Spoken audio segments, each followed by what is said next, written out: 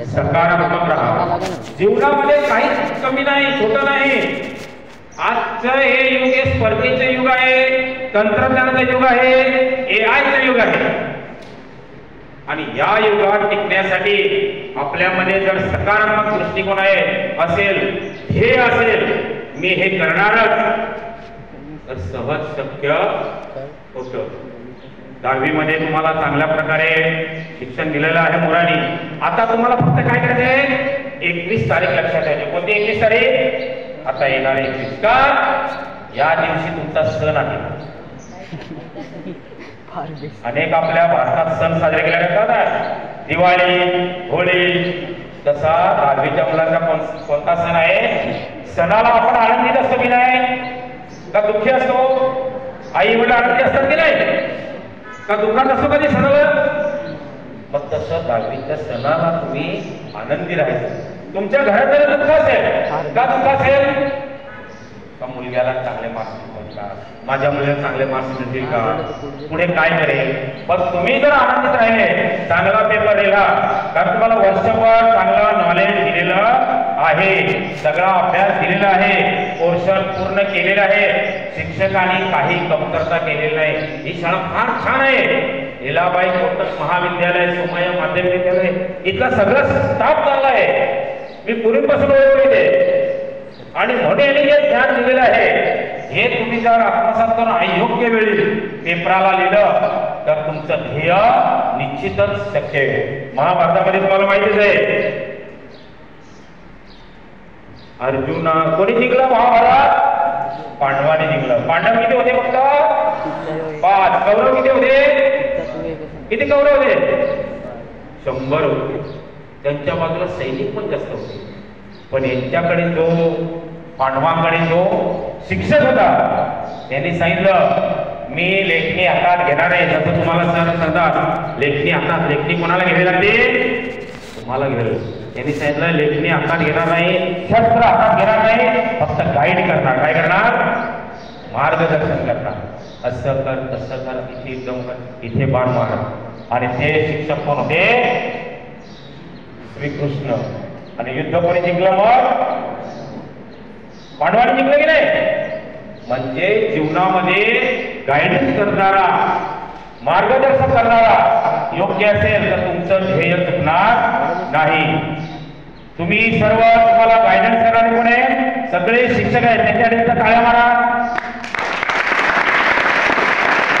नक्कीच तुम्ही जीवनामध्ये यशस्वी होणार ना? यशस्वी. तुम्ही कमी मार्क्स मिळाले, हे झाले म्हणजे यशस्वी, अयशस्वी झाला असं. जी मोठी मोठी व्यक्ती झालेले आहेत जीवनामध्ये, त्यांचा अभ्यास करा. त्यांना काही 90%, 95%, 100% मार्क्स नव्हते मिळालेले, ते कमी टक्के मिळाला, पण त्यांनी सातत्य ठेवलं. काय ठेवलं? सतत पुढे जाण्याचं सातत्य ठेवलं. आणि त्यामुळे त्यांचं ध्येय काय आलं? यशस्वी झाले. म्हणून जीवनामध्ये आता तुम्ही दुसऱ्यासाठी आयुष्यात टाळ्या मारल्या की नाही? तुमच्यासाठी कोणी टाळ्या मारल्यात का? तुम्ही स्वतःची पाठ ठोका, सर्वांनी पाठ ठोका स्वतःची. म्हणजे तुम्ही जीवनामध्ये आता तुम्ही प्रतिज्ञा केली की मी स्वतःची पाठ ठोकून केली, तसं दुसरे पण माझ्यासाठी पाठ ठोकवणार. कधी पाठ ठोकवतील ते?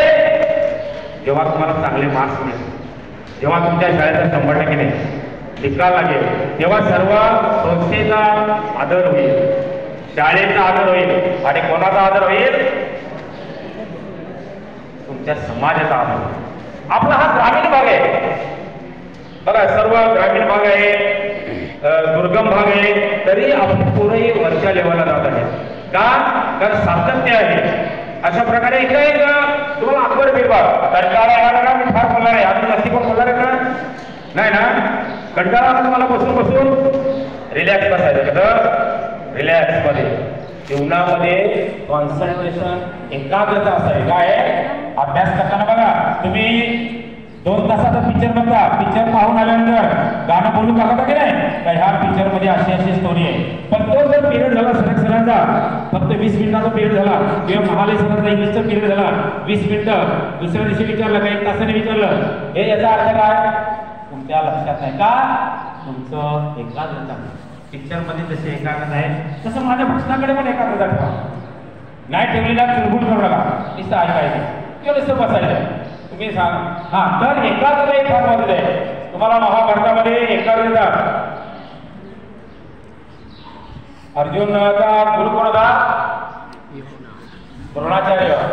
जेव्हा गुरुनी परीक्षा घेण्याचं ठरलं, सगळी पोरं बोलवली, तेव्हा गुरुकुल पद्धत असायची. आता तुम्ही शाळेत येता तेव्हा त्याच्यामध्ये अट असायची, ते असायची, ज्याला काय म्हणतात ते गुरुकुल पद्धतीमध्ये तिथे शिक्षणाला घ्यायचे आणि तिथे शिक्षण आहे कौशल्यपूर्ण शिक्षण असायचं.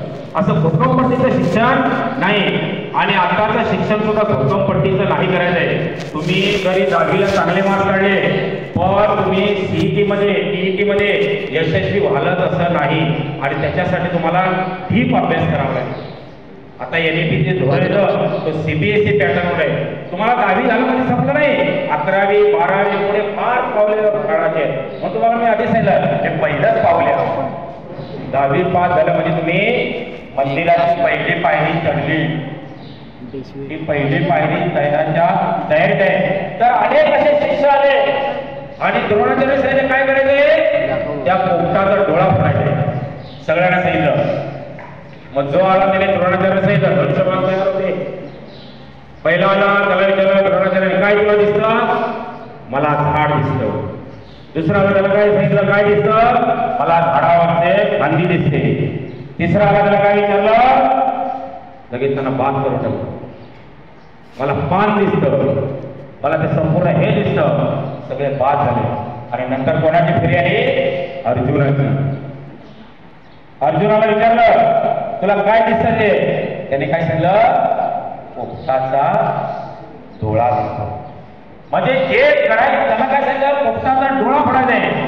त्याच्या मनात तेच होते की नाही आणि म्हणून तेच त्याला दिसतं आणि तो यशस्वी झाला. म्हणून सर्वात